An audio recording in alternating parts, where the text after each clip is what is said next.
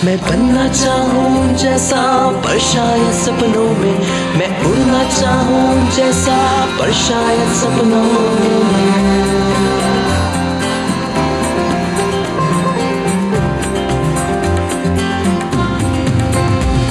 सपनों की है उड़ान, कांटे बन गए फूल समान, रोक न पाए वो मुझको मुट्ठी में मेरी है आसमान।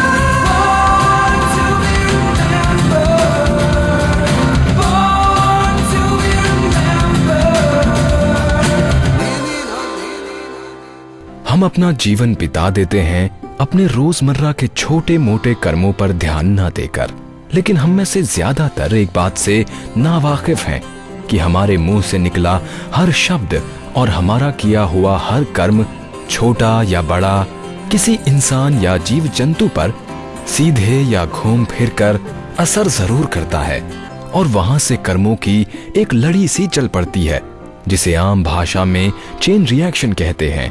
मैं संदीप भट्ट, आपके और हमारे आज के सफर का माझी, बॉर्न टू बी रिमेम्बर्ड की नाव में आप सब यात्रियों का स्वागत करता हूं। हमारा आज का पहला स्टॉप है बॉस्निया, यूरोप। ऑस्ट्रिया के arch Duke France Ferdinand Hungary और बोहेमिया के शहजादे भी थे। सरल शब्दों में वो उस समय यूरोप के सबसे ताकतवर लोगों की लिस्ट में थे। आज के दिन यानी 28 जून सन 1914 बॉस्निया में अपनी सेना की टुकड़ी का इंस्पेक्शन करते समय उनकी और उनकी पत्नी की एक सर्बियन नेशनलिस्ट ने गोली मारकर हत्या कर दी। दोस्त, नेशनलिज्म या राष्ट्रवाद एक इंसानी विचारधारा है जो एक व्यक्ति या समूह को एक राष्ट्र के प्रति गहरी भावनाओं से जोड़ती है। लेकिन राष्ट्र क्या है? राष्ट्र की परिभाषा तो वक्त के साथ, हालात के साथ बदलती है। जो आज इंडिया और पाकिस्तान है वो एक समय पर भारतवर्ष था। खैर, इस हत्यारे के सर्बियन होने के कारण 28 जून को हुई फर्डिनांड की मौत के तुरंत बाद सर्बिया को दोषी ठहराकर ऑस्ट्रिया और जर्मनी ने उस पर जंग का ऐलान कर दिया और फिर युद्ध हो या गली मोहल्ले के गरम खून में झड़प, समर्थक यानी सपोर्टर्स दोनों पार्टियों को मिल ही जाते हैं। ऐसे ही रशिया, फ्रांस और ब्रिटिश राज ने मिलकर ऑस्ट्रिया और जर्मनी के खिलाफ सर्बिया का समर्थन किया और ब्रिटिश राज में जाहिर है भारत भी तब शामिल था। पहले और दूसरे विश्व युद्धों में भारत के सैनिकों को ब्रिटिश राज की टीम से मैदान में उतार दिया, मानो खेल हो। गौर फरमाइएगा, यह युद्ध पूरे 5 साल चला।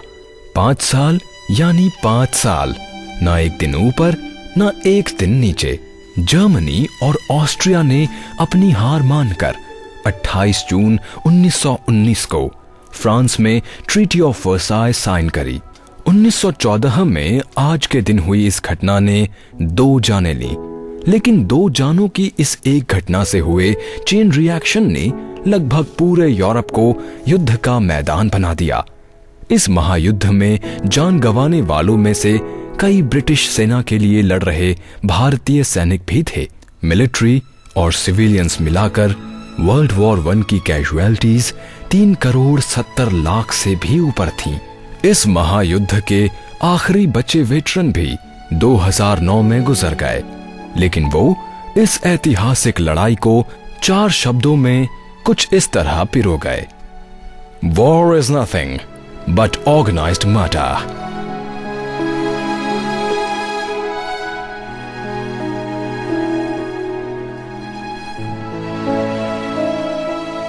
तो अब अपनी ये नाव लेकर चलते हैं एक और पुराने घाट पर, उस अद्भुत ड्यूरेशन के युद्ध से भी कई साल पहले फ्रांस में। बॉर्न टू बी रिमेम्बर्ड में हम बात करने जा रहे हैं 18वीं सदी के एक प्रभावशाली चिंतक एवं दार्शनिक जॉन जाक रूसो के बारे में, जिन्होंने फ्रांस की क्रांति को प्रभावित किया और डेमोक्रेटिक नेशनलिज्म यानी लोकतांत्रिक राष्ट्रवाद की शुरुआत की। रूसो का जन्म 28 जून 1712 को जिनेवा में हुआ था। ये वो दौर था जब पूरे यूरोप में धर्म और विकास के नाम पर झगड़े होना आम घटना हुआ करती थी। रूसों के जन्म के कुछ ही समय बाद इनकी मां की मौत हो गई और फिर रूसों की देखभाल की पूरी जिम्मेदारी इनके पिता ने पूरी की। रूसों के पिता घड़ी बनाने का काम किया करते थे। उनकी देखरेख में इन्होंने कम उम्र से ही पुराना ग्रीक और रोमन साहित्य पढ़ना शुरू कर दिया था।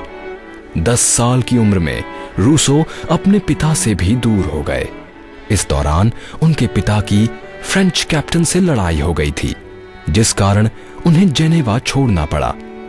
इन हालातों में रूसो बिल्कुल अकेले थे, इसलिए कुछ समय तक उनकी देखभाल उनकी मां के रिश्तेदारों द्वारा की गई।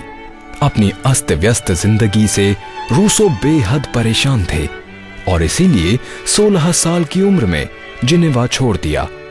अब रूसो एनेसी में रह रहे थे और यहीं उनकी मुलाकात लुईस दे वॉरेंस से हुई।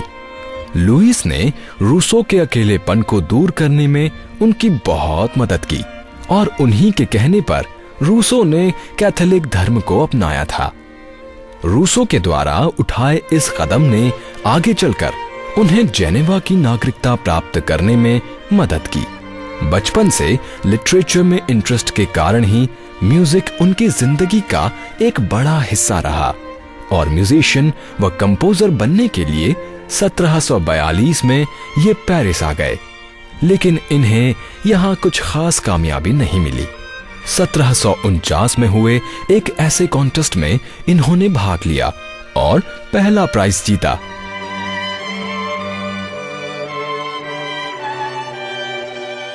ये ऐसे उन्होंने Has the progress of the sciences and arts contributed to the corruption or to the improvement of human conduct नामक विषय पर लिखा था, जिसे पढ़ने से बहुत से लोगों ने इनकी सोच को गलत बताया और कहा कि रूसो विकास की राह में परेशानी पैदा कर सकते हैं। इस कॉन्टेस्ट से उनकी जिंदगी के मायने बदलने लगे थे। रूसो के विचारों में राजनीति का जन्म साफ दिख रहा था। इसी बीच इन्होंने अपने म्यूजिक के शौक पर भी काम करना शुरू कर दिया था। रूसो ने द विलेज सूथसेयर पर एक ओपेरा लिखा, जो कि उस समय काफी सफल रहा, लेकिन उनकी जिंदगी में आते जाते बदलावों से म्यूजिक के साथ वो बहुत ज्यादा जुड़ नहीं पाए और फिर कुछ सालों बाद यानी 1754 में उन्होंने अपना दूसरा ऐसे लिखा। ऐसे का विषय था What is the origin of inequality among men and is it authorized by natural law? यानी कि इंसानों में भेदभाव का ओरिजिन क्या है और क्या प्रकृति के नियम इसकी अनुमति देते हैं। इस विषय पर लिखा गया ये ऐसे बेहद ही खूबसूरत और प्रभावशाली प्रेजेंटेशन थी, जिसमें उन्होंने प्रकृति और मनुष्य के आपसी रिश्ते को समझाने की कोशिश की थी। रूसो ने अब पॉलिटिकल फिलॉसफी के बारे में लिखना शुरू कर दिया था, जिस कारण पेरिस प्रशासन ने उनकी निंदा की और उन्हें बाद में पेरिस छोड़ना पड़ा। लेकिन कहते हैं कि जिसके ख्यालों में ही आजादी हो उसे भला कोई कैसे रोक सकता है। रूसो ने अपनी ये आदत बरकरार रखी, जिस कारण कई देशों में इनके साथ यही समस्या सामने आई। इस सब भाग दौड़ के बीच 1761 में उन्होंने जूली नॉवेल को पूरा किया। ये उस सदी का सबसे ज्यादा पढ़ा जाने वाला नॉवेल था, जिसमें रूसो ने अपने साथ हुए धोखों के बारे में भी लिखा। रूसो ने सन 1770 से फाइनली पेरिस में रहना शुरू किया और अपनी आत्मकथा को लिखने में लग गए। रूसो की ये आत्मकथा 1778 में उनकी मौत के बाद पब्लिश हुई। ताउम्र साथ चली समस्याओं का शिद्दत से सामना करने वाले इस महान शख्स को हम सब सलाम करते हैं और साथ ही सलाम करते हैं उनकी उस नजर को जिसने हमेशा ही एक आजाद समाज का सपना देखा।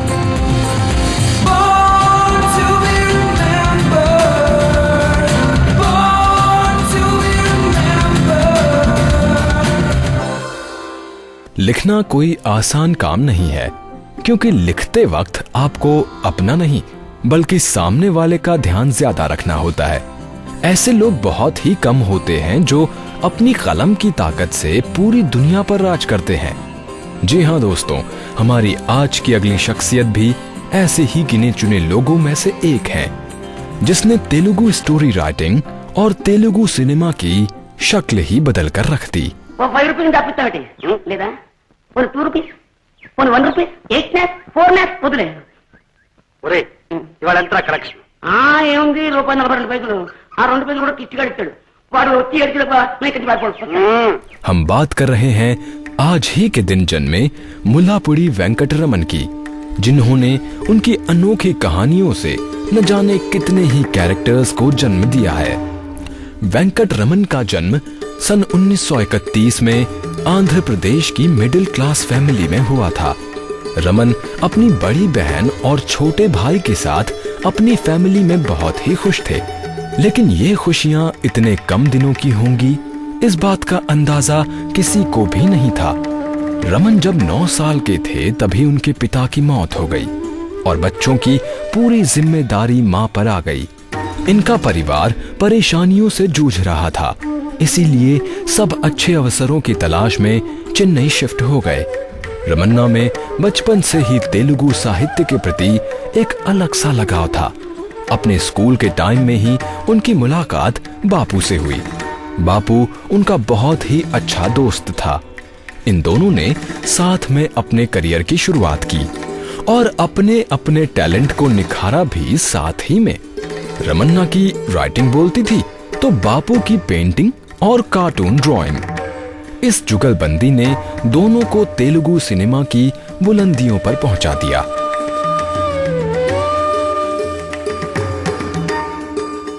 स्कूलिंग के बाद इन्होंने अपनी पहली जॉब 1953 में आंध्र पत्रिका के रिपोर्टर के तौर पर शुरू की। इस करियर के दौरान रमन्ना की मुलाकात कई बड़े तेलुगु साहित्यकारों से हुई, जिन्होंने उन्हें आगे बढ़ने और बेहतर लिखने में मदद की। उनकी हर स्टोरी कुछ अपील करती नजर आती थी, इसीलिए अब रमन्ना को डेली सेक्शन से हटाकर वीकली सेक्शन में शिफ्ट कर दिया गया। इस दौरान कई बार इन्हें फिल्म रिपोर्टिंग करने का मौका भी मिला।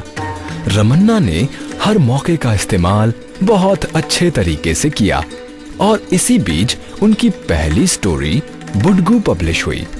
ये एक बच्चे की कहानी थी जिसे पढ़ने के बाद दूसरे बच्चों को भी कई तरह की इंफॉर्मेशन मिली और सोचने का एक नया तरीका भी।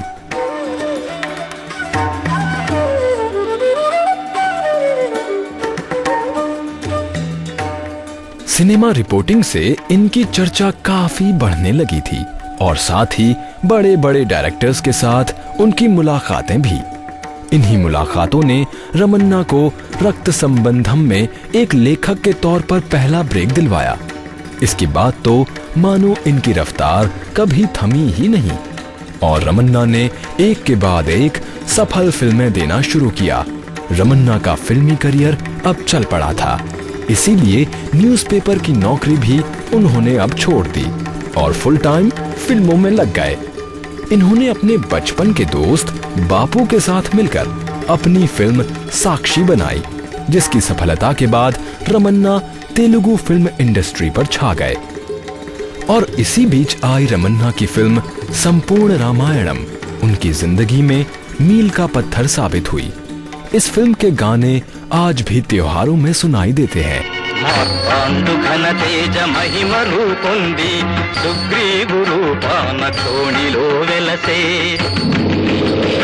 ప్రళయ కాలోగ్ర ప్రభంజనాంశమున హనుమంతుడి ఇలా అవతారమెత్తే। बापू और रमन्ना की 1942 में शुरू हुई दोस्ती ने एक दूसरे का 60 साल तक साथ दिया और कई सफलताएं आपस में शेयर की। 1985 से 90 के बीच इन दोनों ने स्कूली बच्चों के एजुकेशनल वीडियोस बनाना शुरू किया, जिन्हें दूरदर्शन के क्षेत्रीय चैनलों पर प्रसारित किया गया। रमन की कुछ वीडियोस में आज की संगीत की दुनिया के बादशाह AR रहमान ने भी अपना बैकग्राउंड म्यूजिक दिया था, जो अभी भी कई बार सुनाई देता है। इन्होंने तेलुगु सिनेमा में एक नए समय की शुरुआत की और साथ ही तेलुगु साहित्य को समृद्ध बनाया।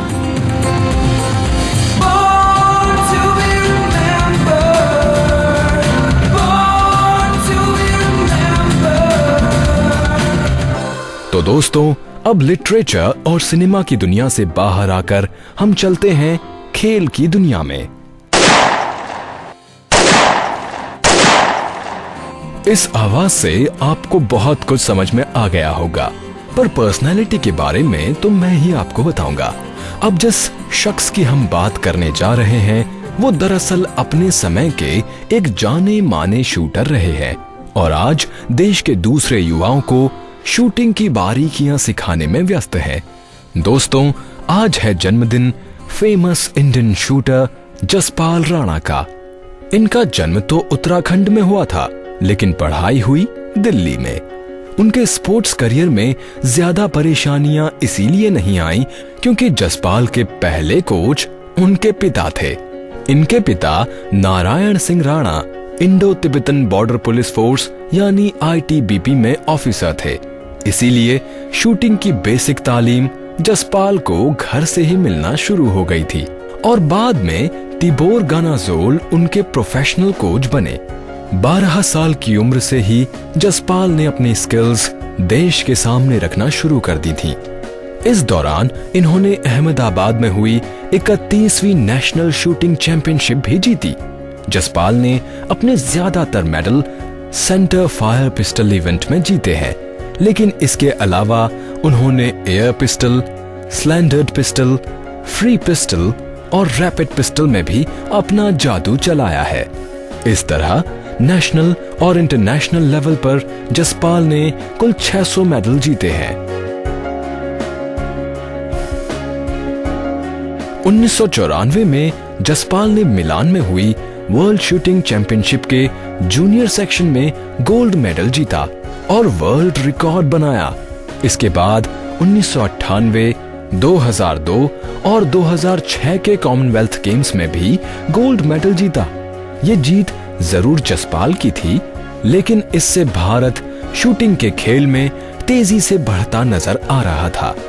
जसपाल की जीत का सिलसिला जारी था और तभी 2006 में दोहा में एशियन गेम्स की शुरुआत हुई।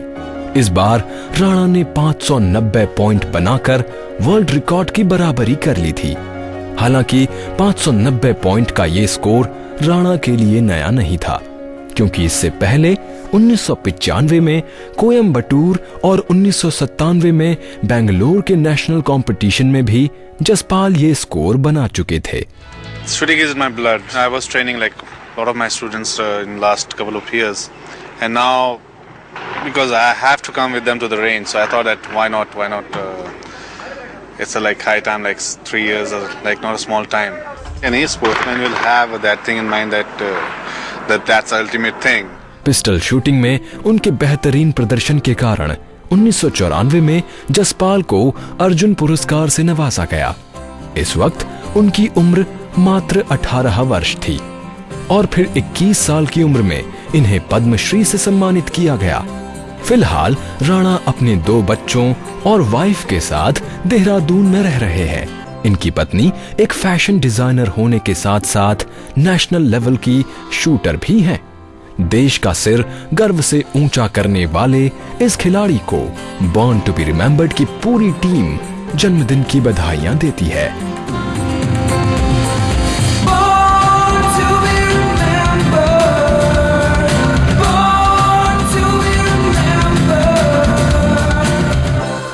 तो दोस्तों, बॉर्न टू बी रिमेंबर्ड की नाव अब पहुंच चुकी है साइंस के घाट पर और अब हम आपको बताएंगे वैज्ञानिक राघवेंद्र गडक्कर के बारे में। राघवेंद्र का जन्म आज ही के दिन 1953 को उत्तर प्रदेश के कानपुर जिले में हुआ था। फिलहाल राघवेंद्र बेंगलोर स्थित इंडियन इंस्टीट्यूट ऑफ साइंसेज में प्रोफेसर हैं। जिस तरह हर साइंटिस्ट का रिसर्च एरिया होता है, उसी तरह राघवेंद्र ने भी अपनी ज्यादातर रिसर्च इंसेक्ट्स यानी कीटों के विकास की प्रक्रिया को समझने पर की है। दोस्तों, मैं सोचता हूँ कि आखिर ये साइंटिस्ट कैसे इतना काम कर लेते हैं। मैं होता तो शायद कभी नहीं कर सकता, लेकिन हाँ, एक काम तो मैं परफेक्टली कर सकता हूं और वो है आपको इन जैसे तमाम लोगों से मिलवाने का। हमें इनका शुक्रिया अदा करना चाहिए कि वो हमें हमेशा नई नई चीजों से रूबरू करवाते रहते हैं। I don't think any communication is possible without some kind of media, because there are signals, but the signals are to be interpreted in a context, and without the context the signal doesn't really make sense. So the same signal in two different contexts can mean something completely different. There is, in that sense, media which then integrates different things. So in the case of social insects, they use vision, they use acoustics, they use smell, and then there is a context, and all of this then has to be somehow integrated, and that is what I would sort of say the equivalent of the media would be. दोस्तों, राघवेंद्र के अब तक के अपने career में लगभग 250 scientific papers publish हो चुके हैं। इसके अलावा राघवेंद्र के आर्टिकल कई इंडियन और इंटरनेशनल जर्नल्स में भी पब्लिश हो चुके हैं। राघवेंद्र का सबसे ज्यादा योगदान एवोल्यूशन ऑफ यूसोशियलिटी के क्षेत्र में रहा है। ये एक ऐसी थ्योरी है जिसमें हम हाइमेनोप्टेरा ग्रुप के एनिमल्स पर स्टडी करते हैं। इस ग्रुप में वो जीव शामिल होते हैं जिनमें 4 पंख होते हैं और ये झिल्लीदार होते हैं। राघवेंद्र का फोकस रोपालिडिया मार्जिनाटा पर रहा है। ये हमारे आसपास नजर आने वाले ततैये की ही तरह एक स्पीशीज है। अपनी स्टडी के दौरान राघवेंद्र ने ये बताने की कोशिश की है कि कैसे ये कीट एक दूसरे के विकास में सहयोग करते हैं और कैसे ये हमारे इकोसिस्टम को अफेक्ट करते हैं। If we want to change our behavior, then animals are not a good guide, because in animals you can find everything. I think what we, especially with my own research on wasps, people always ask me, what can we learn from this? And the answer is, we cannot learn anything directly, but the animals hold a mirror to us, and we can look at ourselves in these mirrors. So if you look at how these animals behave, it makes you understand yourself better.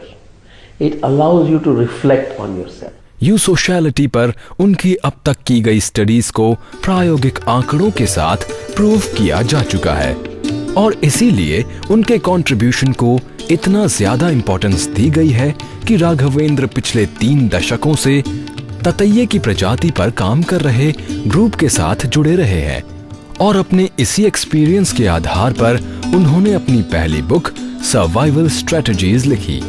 ये book जानवरों के प्रति सामाजिक जागरूकता पर आधारित है, जिसमें उन्होंने आम लोगों की इकोलॉजिकल और सोशियो बायोलॉजिकल बिहेवियर को बताने की कोशिश की है। राघवेंद्र की इस बुक को चाइनीज और कोरियन में भी पब्लिश किया गया है। इन्होंने यूसोशियलिटी के विकास पर बेस्ड एक टेक्निकल बुक भी लिखी है जिसका नाम है रोपालिडिया मार्जिनाटा।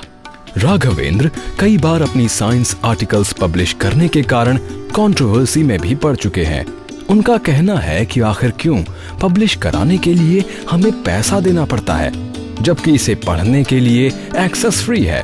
बायोलॉजी में अपने कंट्रीब्यूशन के कारण राघवेंद्र को 1993 में शांति स्वरूप भटनागर अवार्ड से सम्मानित भी किया जा चुका है।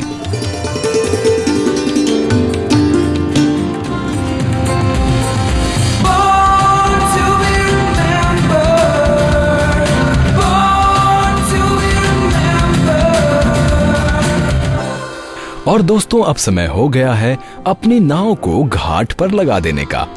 कल फिर हाजिर होंगे आपके लिए बॉर्न टू बी रिमेम्बर्ड का एक और जादुई एपिसोड लेकर। तब तक मुझे यानी संदीप भट्ट को दीजिए इजाजत। नमस्कार, टेक केयर, बाय बाय। मैं बनना चाहूँ जैसा पर शायद सपनों में, मैं उड़ना चाहूँ जैसा पर शायद सपनों में।